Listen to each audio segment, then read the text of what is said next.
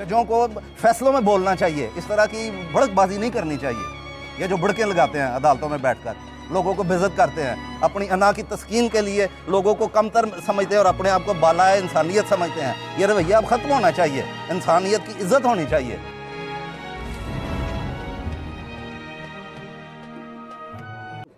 बिस्मिल्लाहिर्रहमानिर्रहीम। आप देखें इन्फॉर्मेशन में शाकिर। और आज से 2-3 रोज़ कबल लाहौर की सुप्रीम कोर्ट रजिस्ट्री में एक समाअत हुई जिसमें डीसी लाहौर पेश हुए थे और डीसी लाहौर के नामुनासिब लिबास पर अदालत की जानिब से सख्त बरहमी का इज़हार किया था।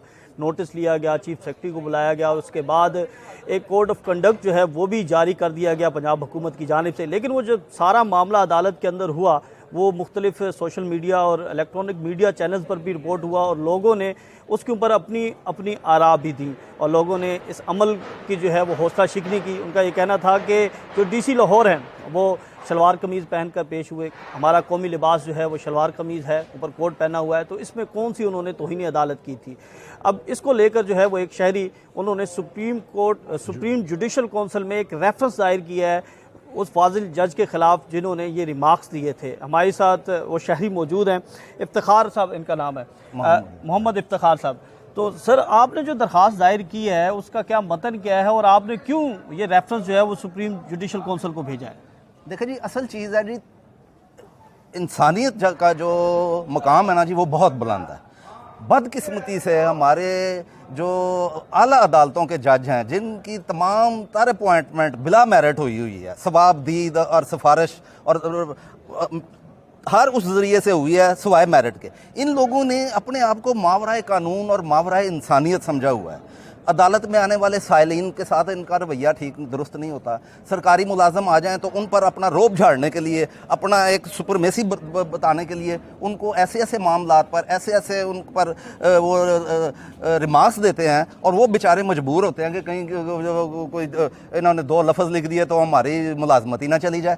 इसी तरह का वाक़या उधर हुआ है सुप्रीम कोर्ट रजिस्ट्री में, जहाँ डीसी लाहौर पेश हुआ है। उन्होंने शलवार कमीज़ पहनी हुई है, ऊपर मैरून कोट पहना हुआ था। और भाई उस जज साहब कहने लगा, तुम यहाँ किस लिबास में आ गए हो सोए हुए उठ के? उसने कहा, जनाब अली ये मैं शलवार कमीज़ पहनी हुई है और उसकी इतनी बेइज्जती करके रख दी उसको, उसका क्या क्यों ना तुम्हें मुलाजमत से बरतरफ कर दिया जाए? भाई मैं पूछता हूँ क्यों ना उस जज को मुलाजमत से बरतरफ कर दिया जाए जो कि कौमी लिबास की इस तरह की तौहीन कर रहा है। नहीं, बरतरफ की बात नहीं की थी। ये कहा था कि साहब आदर को कहीं और लगा दे। भाई कहाँ क्यों लगा दे? भाई एक शरीफ आदमी है, सादा आदमी है, शलवार कमीज में है, उसकी फितरत में एक सादगी है, इंसानियत है, वो अपनी सादगी की बुनियाद पर लोगों में पहचाना जाता है। उसको कहते हो कि तुम जाओ घर के किसी और जगह पर जाके बैठो,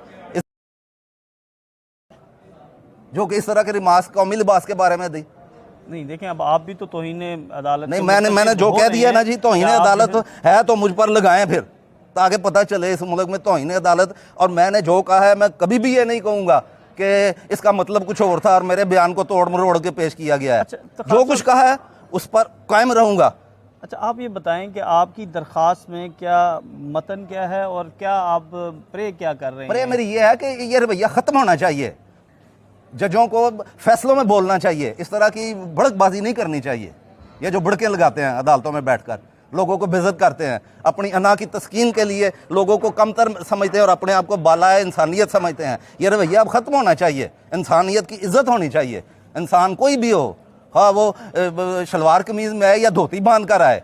किस कोड में लिखा हुआ है कि जो सरकारी मुलाजम जो है वो अदालत में पेश होगा तो सेहरा बांध के आएगा? कहाँ लिखा हुआ है कि वो फलां लिबास पहनेगा? भाई सिविल सर्विस का है। अगले दिन ये जो समाअत हुई है उसमें फाजिल जज साहब ने मुखातिब होकर डीसी से कहा कि आज आप बड़े ग्रेसफुल लग रहे हैं और ये भी कहा कि हमारा काम किसी की तजलील करना नहीं है, हमारा काम है इस्लाह करना, आपको बताना कि हर चीज़ जो है वो उस वक़्त के लिए परफेक्ट नहीं होती।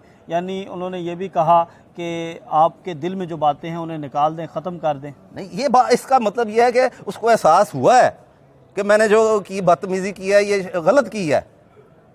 ये तो एडमिशन है, उस इतराफ़ जुर्म कर लिया है। अब तो किसी सुप्रीम जुडिशल काउंसिल के लिए बड़ा आसान हो गया है इनके खिलाफ कार्रवाई करना कि एक आदमी मुंह से जो चाहे निकाल दे और फिर कहे यार मेरा मतलब ये नहीं था। मतलब तो वही था जो बेइज्जती कर दी। और क्या मतलब, ये तो सियासी बयान है ना कि यार मेरे बयान को तोड़ मड़ोड़ के पेश किया कि मेरा मतलब ये नहीं था, ये कोई बात नहीं है। अच्छा इफ्तिखार साहब, कोई माजी में भी आपने कोई इस तरह की दरखास्तें दी हैं? मैं petitioning बेशुमार दी हैं? जजों के खिलाफ दी हैं जी। सुप्रीम जुडिशल काउंसिल में रेफर, ये अज़्व मुअत्तल है। अगर सुप्रीम जुडिशल काउंसिल एक्टिव हो जाए तो पूरे मुल्क का सिस्टम दुरुस्त हो जाए। मैंने सबसे पहले जस्टिस एहसानुल हक चौधरी और फ़कीर मोहम्मद खोखर के खिलाफ सुप्रीम जुडिशल काउंसिल में रेफरेंस दायर अब किया। तक कितनी दरखास्त? मैंने को 15 जजों के खिलाफ तो किसी एक में भी आपको बुलाया गया, पूछा गया? यही तो मसला है, यही तो बदकिस्मती है इस मुल्क की कि ये मावराए कानून लोग अपने आप को बना के बैठे हुए हैं। इन्होंने एक सताइश बाहमी बना रखी है सुप्रीम जुडिशल काउंसिल के नाम पर। ये सुप्रीम जुडिशल काउंसिल कोई एहतसाब का इदारा नहीं है, ये अंजुमन सताइश बाहमी है। वही जज जो अच्छा, इफ्तिखार साहब ये बताएं कि आपका ग्रीवेंस क्या है? मेरा ग्रीवेंस क्या है कि ज़ाती तौर पर कोई मुतासिर हुए हैं उस अमल से सारे? मुझे तकलीफ पहुंची है, तो जो मैंने ये काम किया है, मुझे तकलीफ पहुंची है कि इस तरह, यार ये जजों का काम है कि वो इस तरह बिहेव करें। असल में मसला यही है कि ये सारे लोग जितने भी जज हैं, इनकी अपॉइंटमेंट का कोई मयार नहीं है। अगर इनकी तकर्री का कोई मयार होता, देखे ना, वो ये उठ के 10 साल के वकालत करके जैली वकालतनामे दे के तो जज बन जाते हैं आके यहाँ पर। जी बिल्कुल, हमारे साथ शहरी मोहम्मद इफ्तिखार मौजूद थे और इनका ये कहना है कि इससे कबल वो 15 मज़ीद इससे पहले 15 दरखास्तें भी दे चुके हैं, लेकिन आज तक उन्हें सुप्रीम जुडिशल काउंसिल की जानिब से नहीं बुलाया गया। और इनका ये कहना है कि ये दरख्वास्त भी उन्होंने इसलिए दी कि इनकी दिल आज़ारी हुई है और इस पर उन्होंने जो प्रे की है उसमें उनका ये कहना है कि उसके ऊपर अमल दरामद किया जाए। अगली वीडियो में आपके साथ मुलाकात होगी, तब तक के लिए इजाज़त दें। अल्लाह हाफ़िज़।